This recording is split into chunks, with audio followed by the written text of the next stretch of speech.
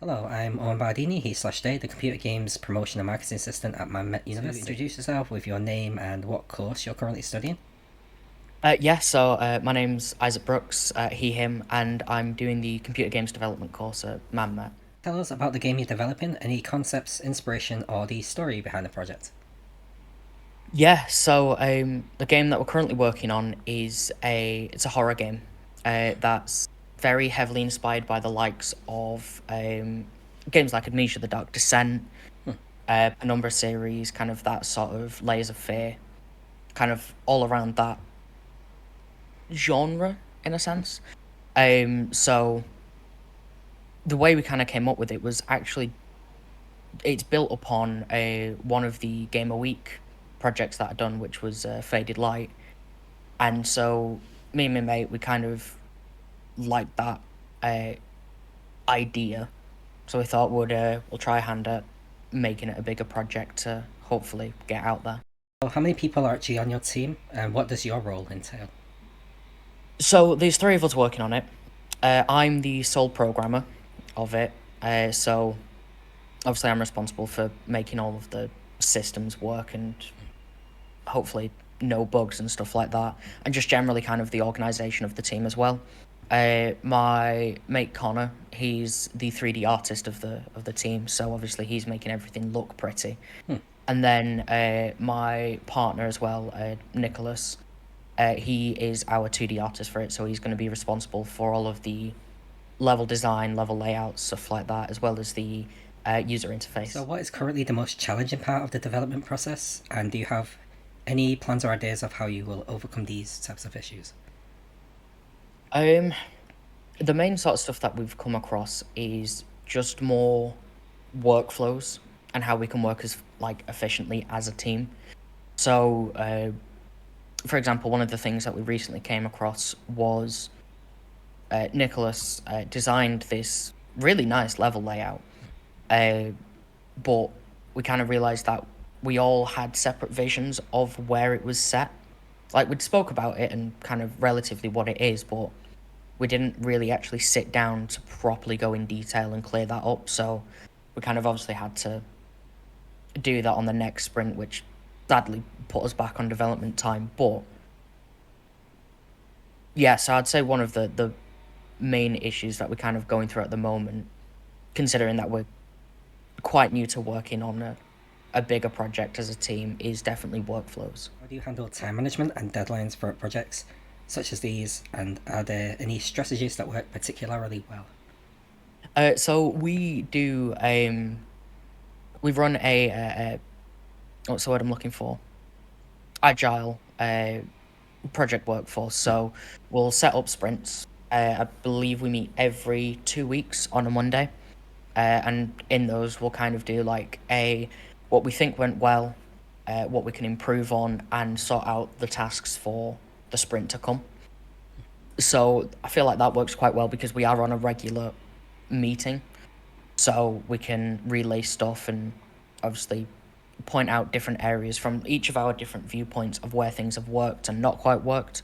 So then obviously we can tackle that for the next sprint. So in that way as well, we get not only a continuous development, but also a continuous improvement, right?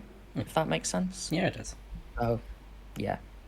Nice. So, what new skills do you hope to gain from working on your project? The skills that I hope to gain is more insight on how we can better work as a team and optimize our workflows and stuff like that, but also more on the businessy side as well of how to kind of treat this as a company at the same time as just making a game. Because obviously when it comes to further down the line and we've got to market to release the game, we're obviously going to have to research into that. So yeah, so the main fundamental skills is learn more about workflows and implementation and the business management side of things. What are you most proud of in your game, and why?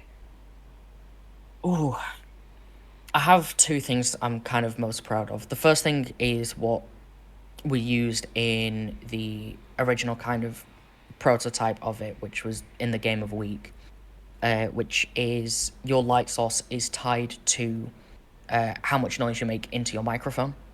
So obviously, if you want more light, then you've got to be louder, and obviously, the more quieter you are, the dimmer the light gets. But we've tied that into the fact that if you're too loud, obviously the main monster of the game will be able to find where you are based off of that information. So there's obviously that side of things, which I'm quite proud of the implementation.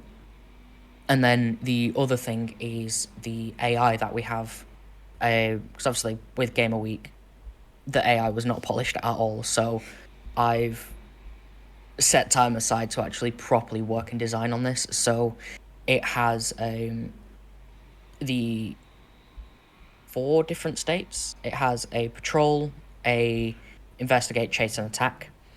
So patrol just goes through set waypoints. The investigation, so if it hears a noise, it will recognize sort of that sound's location, and will go there to investigate it, which as well with the sound, it has fall off, and I'm currently working on the occlusion of the sound as well, so that's quite complex. But yeah, so obviously the further away you are, the less intense the sounds are, which ultimately impacts on the thresholds. And as well, you not only just the microphone input, but you can pick up objects and throw them to cause a distraction and stuff like that. And the chase, just obviously if the player is in the vision cone with enough aggravation of the monster, then it will chase. And the attack, you can go into whether you're in range of the attack, so obviously the AI is close to you, or if the AI detects a door on its pathway, it will attack the door to break it down. And what advice would you give to other students or recent graduates who are just starting their own game development projects? Just take things as they come. You're gonna hit pitfalls, you're gonna hit challenges. Just don't let it deter you from what you want to do, because at the end of the day, if you're starting to make a game, you have an idea that you want to do. So whether you've jumped into development straight away without making a GDD or planning it, and you feel like it's kind of falling through a bit, take a step back, write the GDD, and then come back to it, and you'll find that it's a lot more clearer.